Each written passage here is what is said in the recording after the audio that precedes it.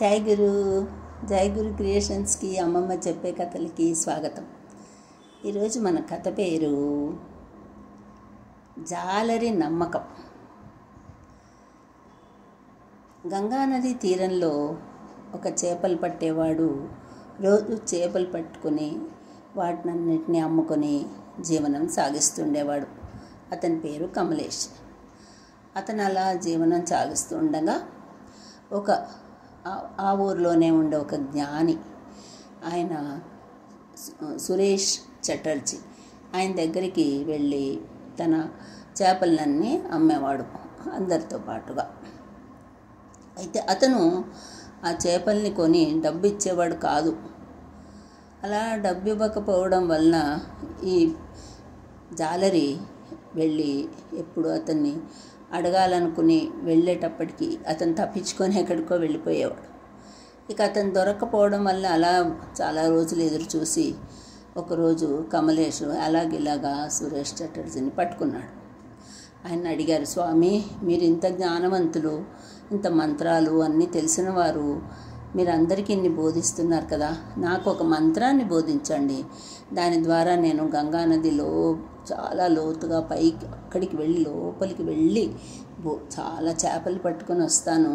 మీరు చెప్పిన మంత్రం వల్ల నేను అలాగ పట్టుకుంటే నేను చాలా మంచి మంచి చేపలు తెచ్చి మీకు ఇస్తాను. మీరు నాకు ఇంకా ఏ రకమైన డబ్బు ఇవ్వక్కర్లేదు అని అంటాడు.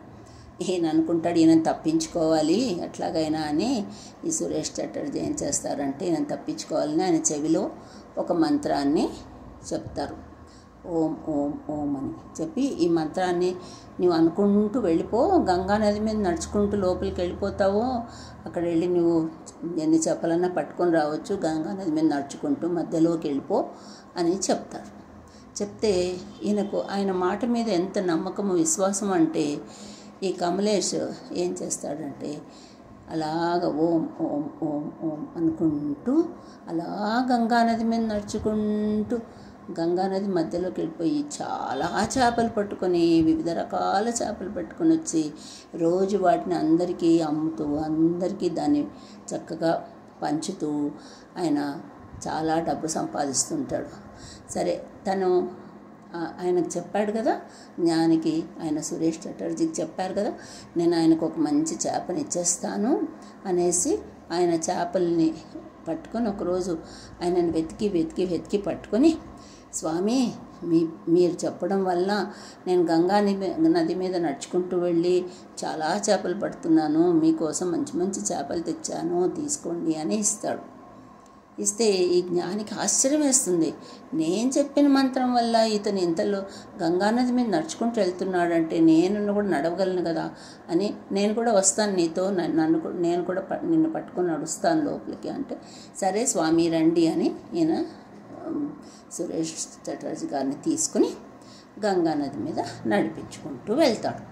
గంగానది మీద నడుస్తున్నప్పుడు ఈ సురేష్ చటర్జీకి అనుమానం వస్తుంది. నేను చెప్పిన మంత్రంతో వీడు నడుస్తున్నాడు, నేనెందుకు నడవలేకపోతున్నాను, నాకెందుకు మునిగిపోతున్నట్టుందే, అరే నా పంచె తడిచిపోతుంది, అరే అరే అలా అయ్యో మునిగిపోతున్నాను రా, ఓ కమలేష్ నేను మునిగిపోతున్నాను రా అంటాడు. అనగానే కమలేష్ అంటాడు, నేను అతను చేయి పట్టుకొని మళ్ళీ బయటికి తీరానికి తీసుకొచ్చేస్తాడు. తీరాన్ని తీసుకొస్తే కమలేష్, నేను ఎందుకు మునిగిపోతున్నాను, నువ్వేం మునిగిపోవట్లేదంటే, మీరు ఏదో సందేహపడ్డారండి అందుకే మునిగిపోయారు. సర్లే నాయన, సరే నేను పోతున్నాలే అని ఈయన మళ్ళీ తను వెళ్ళి తన జ్ఞానానికి సంబంధించిన పుస్తకాలు చదువుకుంటూ తన పాటి తను కూర్చుంటారు. ఈ కమలేష్ చేపలు పట్టేవాడు అతను మాత్రము ఎంతో ఆనందంగా గంగానది మీద నడుచుకుంటూ చాలా చేపలు పట్టుకొని చాలా ఆనందంగా జీవిస్తూ ఉంటాడు. నమ్మకము విశ్వాసం ఉంటే కొండలు పిండి చేయొచ్చు అంటారు. అలాగే గంగానది మీద కూడా నడవచ్చు, ఏదైనా చేయొచ్చు. భగవంతుని మీద నమ్మకం విశ్వాసం ఉండాలి. ఏది అసాధ్యం కాదు మానవుడికి. మానవుడు అన్నీ సాధించగలడు. సాధనమున పనులు సమకూరు ధరలున. కథ కంచికి మనం ఇంటికి.